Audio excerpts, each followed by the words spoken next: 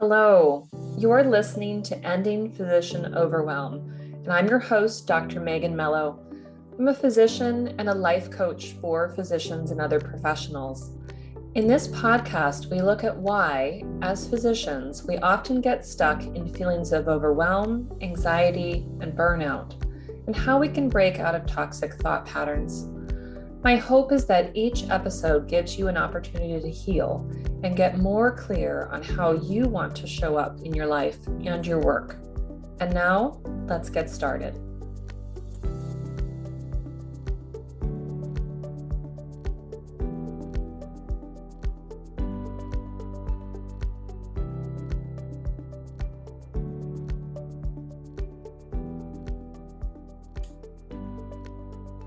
Hello, and welcome back to the show. Today, I have a very special guest, Dr. Rashmi Schramm, and we are going to be talking about meditation as medicine today. Dr. Schramm, thank you so much for joining us. Thank you so much for having me. It's my pleasure. Yeah. So I'll just give a brief introduction. You are a family medicine physician. Love that. Family medicine too. Yay. And you're also a board certified health and wellness coach, an integrative wellness coach, and a meditation instructor. Dr. Schramm trained at University of Virginia School of Medicine and then did family medicine residency at St. Vincent's Family Medicine Residency and currently lives in Florida with her family, where she is the CEO of Optimal Wellness, which is her coaching and meditation teaching practice. So welcome. Yes, thank you. Yeah. So I'm going to start right off the bat. I've come to know you as someone who is an expert in meditation and the cultivation of mindfulness, but you didn't start that way. Oh, absolutely. Yeah. I'd love for you to share kind of your experiences, with burnout, with anxiety and insomnia, and how the journey got started for you. Oh, absolutely. And, I don't even know that expert belongs alongside of meditation or mindfulness, but I really do appreciate that connotation. But I was suffering for, years and years. I was not on social media. I was not really even online very much other than, just with my very close friends and family. So I wasn't even aware that I was in burnout. And this was, like 12 years ago, 10 years ago. And I was just suffering from, a whole host of issues that were going on. What I tend to go to is generally over-worrying, overthinking, anxiety. That's like my go-to. And it can still be that way, which is why I actually think I have to teach meditation so I can keep myself honest. Yes. So I was suffering from this, host of insomnia that showed up with the anxiety. And then, of course, GI issues that showed up as well, and then some chronic daily migraines. And I was trying very unsuccessfully to help myself in many different ways, but wasn't getting the answers that I wanted. And so I actually was born in India and I lived there until I was 12. And so I was exposed to meditation, mindfulness, just that aspect of it. And it had always seemed like home to me. And I had actually had a small group of people that I had been secretly meditating with in college. Because I was too afraid to go talk about it with other people. So I decided to kind of rejoin some of that, and it proved to be enormously helpful for me initially. And this was 12 years ago. But I was honestly a crisis meditator for a while. So I would have this bout of terrible headaches and I wasn't sleeping. And then I would go to meditation and it would help me. And then I'd forget about it again until the next crisis came up. And so I kept doing this for a while, until I realized I really wanted a group, or I wanted some kind of accountability setting. And I had the opportunity to learn in a deep sense within the Chopra, community. And I actually said, I'm going to sign up to be a teacher because that's a lot of accountability, not really thinking I would ever teach, to be honest with you. So I went into just the study of Ayurveda and meditation, which are sister sciences, so that I could get a deep dive, so that I could have a deep understanding. It was very much so to solve a personal problem for me. Yes. That's so funny that you mentioned that. I think that so many physicians that I know of, we feel like we need to do something big like that and be like, okay, not only am I going to learn about this, I'm going to get certified in this. I'm going to be a teacher. And I'm totally guilty of that exact same thing. So I'm so glad that you mentioned it. Okay. And so you were using this teaching pathway to get yourself deeper, to be more committed to the practice. Tell us a little bit more about that journey and what you discovered that's kind of brought you to this place in your life. Yeah, so I went from not really being able to explain how meditation helped me. I really wasn't even sure how it was helping me, to understanding how not just the science worked, but also interweaving some of the spirituality with it as well. And by spirituality, I just mean a connection with others and a connection to something higher than ourselves, not any religious connotation. And in that way, when I was able to understand it for myself and then teach it, whether it was unofficially or officially, it started to help me have a better understanding of how I could apply it, not just to myself, but for the people that I was working with. So for example, I don't know that I could have even told you the definition of meditation when I was first doing it, right? I would say, oh, you sit down and you close your eyes and you follow the mantra or something like that, and that's fine. That does define it. But it's really, really, really, really simple, right? So meditation is what we're talking about when we say meditation is this journey from activity into stillness. Mm-hmm. And it's just a formal way of practicing mindfulness and of getting that mindfulness muscle strong. And from being a mindfulness teacher as well, just, the way most of us think of mindfulness is also incredibly simple. And we're all born with those skill sets already. That's our innate nature, which is just to be paying attention to the present moment without judgment and with some kind of curiosity. And so, kids are our best teachers for mindfulness. So in that way, it's helped me to evolve a little bit to be able to understand it better for myself so I could teach it better. Yeah. Yeah. And I think, let me know what your thought is on this. I think what we mean with stillness is a mental stillness, right? Like we're not actively trying to think of any particular thing. We're not actively trying to do or solve any particular thing, but we're allowing our brain to have space and quiet.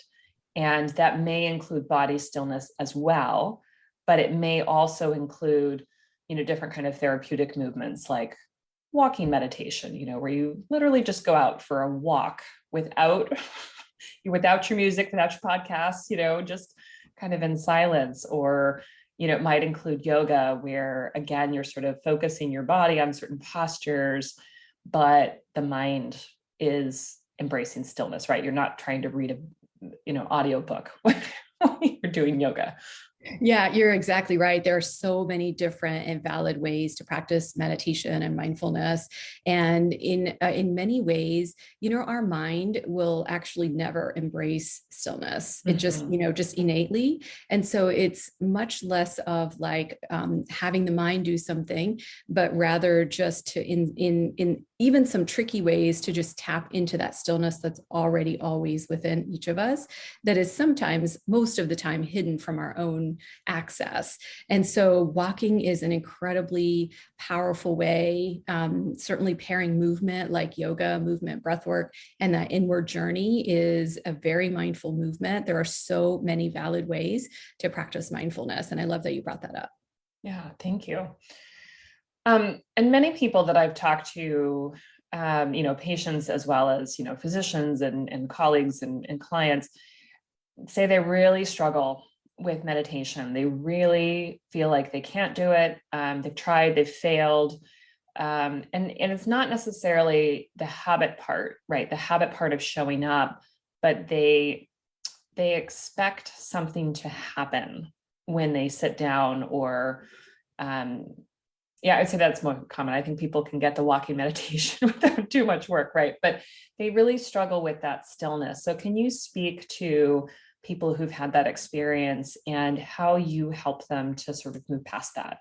Yeah. And that is number one, the most common and what is actually supposed to happen. We are really supposed to feel frustrated the first several times we sit for a meditation or try to meditate, because really the rest of our lives are meant to be in activity. The rest of our lives are filled with distractions. And so when we are trying to go against what we normally do, there's going to be some pushback from the mind and the body for sure. So don't be discouraged, is what I would say, is that you're having an extremely normal experience. No one, absolutely not me, ever sat down for my first, second, third, fourth, or 105th meditation and came out of it feeling just nothing but Zen, right? And so you can have those experiences, absolutely, but ultimately it is about training ourselves and training the mind in a certain way that we don't necessarily do outside of meditation, which then of course takes it out of that as well. So number one, it's completely normal. Number two, I think it's important to try a few different types of either meditation or mindfulness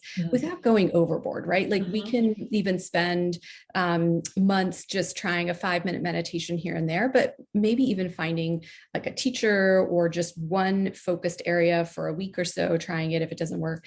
Or maybe just looking at breath work is also important as well, because it's one of the first ways that we get into meditation. I teach, what I have found over the years is I actually start off, not just my small group, but also my one-on-one, students, when I work with them for meditation, when they're ready to go deep, I actually start them off with a guided meditation. And those are just yoga nidras. And so it's an incredibly powerful way to begin to form those neural pathways that then make it much easier to do a sitting meditation that then becomes, kind of the default or the go-to. So the idea of, just trying something and being really good at it, although there is no such thing as being good at meditation, it is definitely a product of the intellect and the ego, which are fine. We need those things. But a lot of times during meditation, we are trying to slip past the ego a little bit, and we can get some pushback. Yeah. Yeah, that's so good. I'm wondering, can you share a little bit more about the yoga nidra? Because I've been to several of your classes, and it's not something that I had ever been exposed to before, but it is something that I found very helpful. And so I'd just love to sort of broaden awareness about that. Yeah, so yoga nidra is, can be traced back to at least 3,000 years or so. Yoga means union of mind, body, and spirit, and nidra means sleep. It isn't that we go to sleep when we're meditating, but we go into these sleep-like states. So, if we had EEG machines on, almost everybody, even the first time, would be in these alpha waves, which is a very programmable, really rejuvenating state. And then, deeper and deeper meditations can take us even into delta and theta waves as well. And so we use just a host of what we normally use in different meditations. And so we use body scanning, we use breath work. We also use a host of, just muscular relaxation techniques so that we can let go of some of the tension that's there and move beyond some of just the everyday thought patterns that we have. And because it's guided, it is generally, at least most people tell me, and I have found this to be true, is also a little easier to follow along because there is something to give the mind to do, right? And so we're doing something, even though we're really not, but we are following along. And then we use intentions and affirmations that are generally true for most of life, that we can kind of just put these little seeds of intention as we go deeper and deeper into relaxed states and really into the subconscious mind. And so it begins to show up outside of the practice in so many different ways. And so that is just a little bit about yoga nidra. I also teach another kind of meditation that's a mantra-based meditation that is also incredibly powerful. And mantra just means man means mind and thra means vehicle. And so again, we're giving our monkey mind something to do while we slip past the mind. So both of them are really valid, fun ways to practice getting to the same location with different vehicles. Oh, that's great. And I'm curious if you can speak to, I've heard you talk on other shows about what you noticed in your personal life when you came to, be learning these meditation and mindfulness practices, in terms of life with your kids, for example. Oh yeah. I can be a real asshole. I'm sorry, can I say that here? You can now. Yes. That's what I learned. That's what I learned about myself.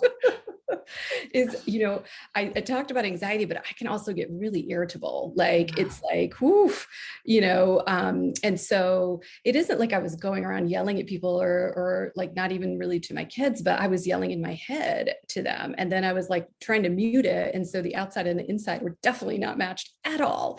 Yeah. Where I would have this running list of like, oh, if you only, and then I'd be like, oh, it's Just brush your teeth. everything's fine. Everything's fine. Don't worry. So it was totally discordant. It was such a discordance that I was living. And it was really like this untethered, weird way of living. And so what I started to discover, obviously, is the first thing that happens is your relationships change immediately as you change, right? I mean, they have to, because our lives are in relation to others. And so, my relationship with my husband started to change. I was able to start to see different perspectives.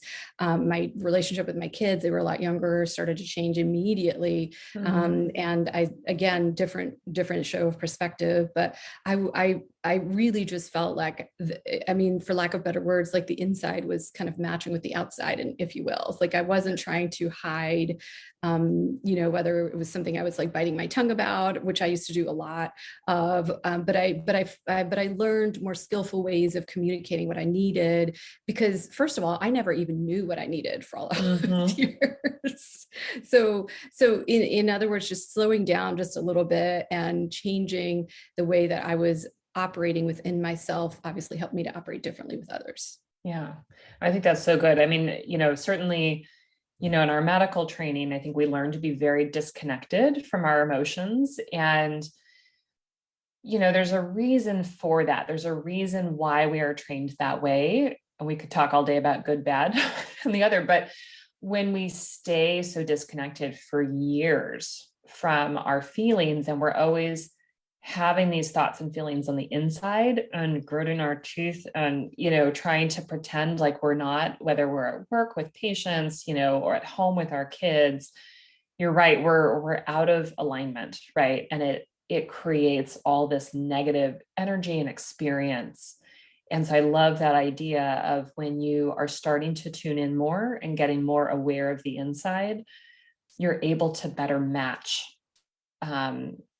those two halves of the inside and the outside.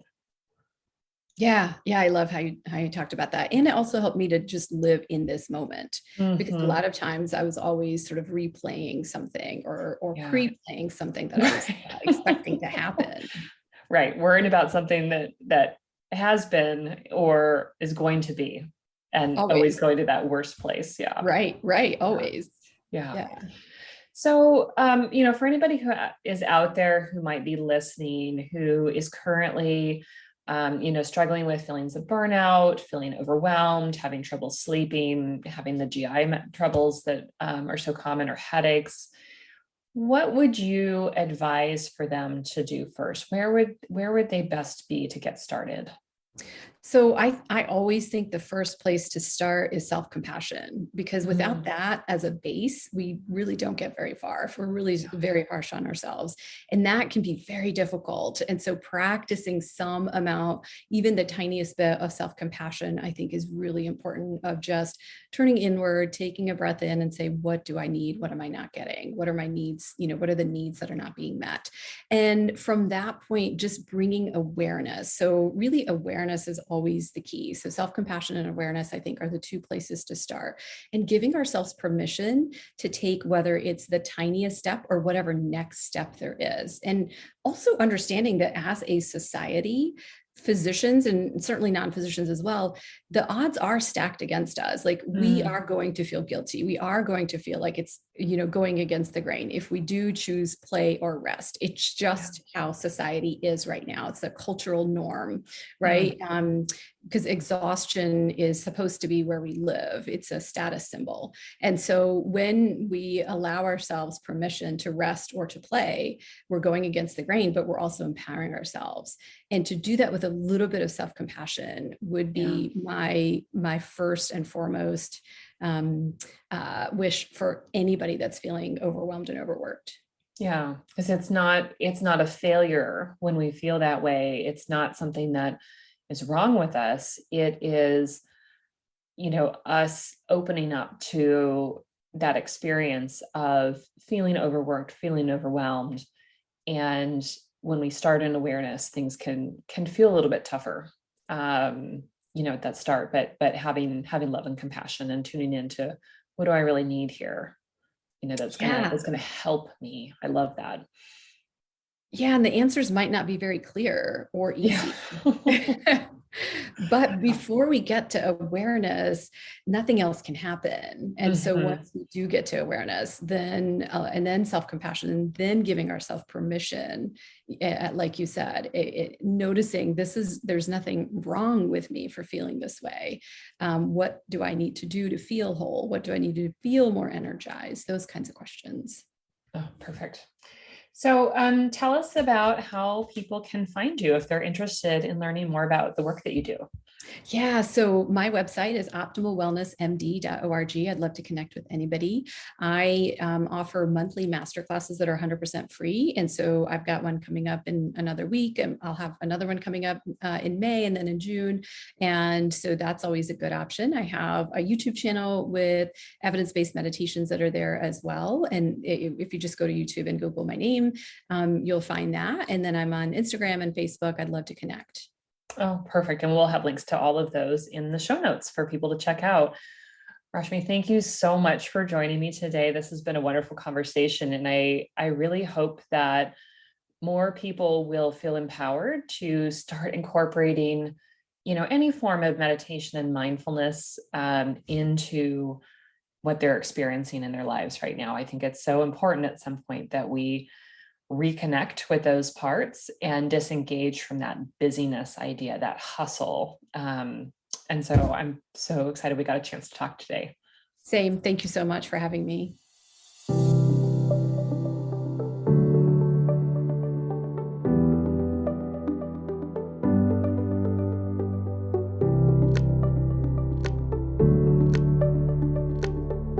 Thank you for listening to Ending Physician Overwhelm. If you've learned something today or felt moved, please share this episode with a colleague, and be sure to like and subscribe so that you don't miss an episode yourself. If you'd like to know more about me and my coaching practice, you can find more information at www.healthierforgood.com. Until next time, take care.